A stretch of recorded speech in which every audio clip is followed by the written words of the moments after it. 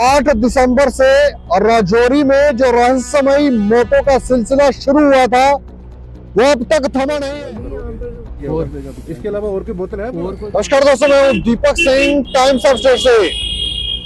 8 दिसंबर से राजौरी में जो रहस्यमयी मौतों का सिलसिला शुरू हुआ था वो अब तक थमा नहीं है। लगभग 17 लोगों की मौत हो गई है। एक 15 वर्षीय बच्ची की कल मेडिकल कॉलेज में मौत हो गई और ये हैरान करने वाली घटनाएं हैं। 8 दिसंबर से राजौरी में यह सिलसिला शुरू हुआ था और तब जानकारी में यह मिली थी कि सफोकेशन के कारण एक पूरा का पूरा परिवार गहरी नींद में सो गया सफोकेशन के कारण। तब यह कहा जा रहा था कि वहां पर शायद बहुत ज्यादा ठंड के कारण उन्होंने अंदर आग जला रखी थी, जिससे धुआं वहां पर होता रहा और वो सोए हुए थे और सोते सोते सो गए।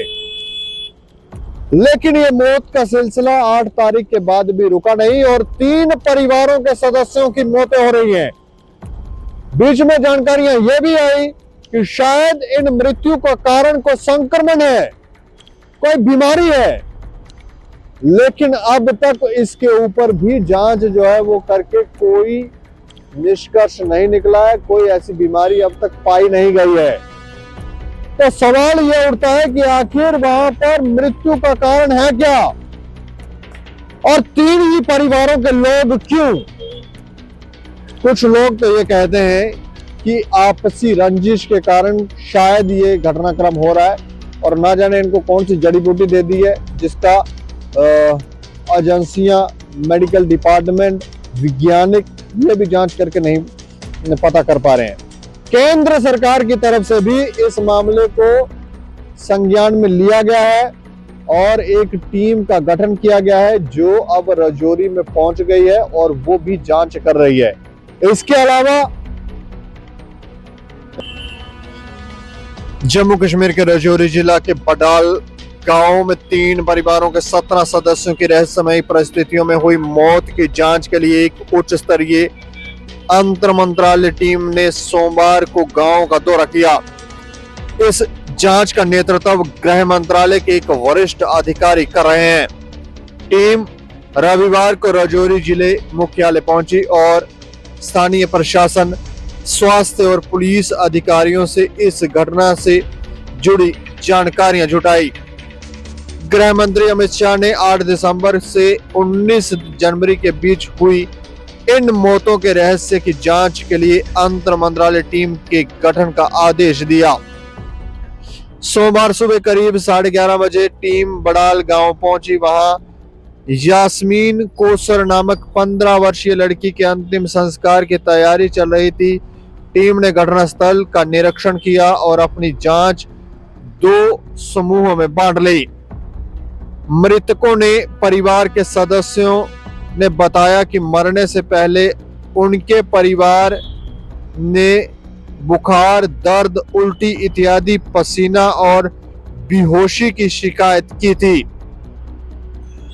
प्रारंभिक जांच में यह साफ हुआ है कि मौतों का कारण संक्रमण रोग नहीं है। पुलिस की विशेष जांच टीम ने मृतकों के नमूनों में न्यूरोटॉक्सिन पाए हैं। स्थानीय प्रशासन ने गांव में एक जल स्रोत को सील कर दिया है जहां कीटनाशकों के अवशेष पाए गए। विशेषज्ञ इस जल स्रोत और घटनाओं के बीच के संबंध की जांच कर रहे हैं। केंद्रीय टीम के साथ देश के बड़े संस्थानों के विशेषज्ञ भी जांच में शामिल हैं। प्रशासन और टीम दोनों ही ये सुनिश्चित करने में जुटे हैं कि ऐसी घटनाएं भविष्य में दोबारा न हो।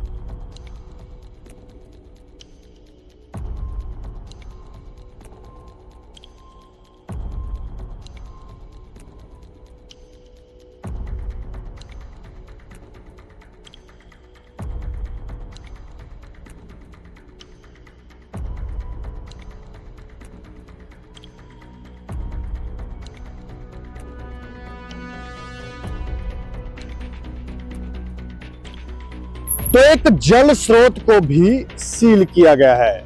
वहां पर कुछ कीटनाशक मिले हैं, जांच की जा रही है, खोज की जा रही है कि आखिर ऐसा क्या है जिसके कारण इन लोगों की मौत हो गई है। लोग जो है ना ही वो अब प्रशासन पर विश्वास, पुलिस प्रशासन पर विश्वास कर रहे हैं, ना ही मेडिकल डिपार्टमेंट के लोगों के ऊपर विश्वास करें, अस्पताल प्रशासन पर विश्वास करें। तो कुछ लोग कह रहे हैं कि अस्पताल के जो डॉक्टर हैं वो एक्सपेरिमेंट कर रहे हैं, इस वजह से अब लोगों की मौतें हो रही हैं। कुछ अलग अलग बातें जो हैं वो यहाँ पर हो रही हैं, लेकिन सत्य क्या है वो जानने की कोशिश की जा रही है।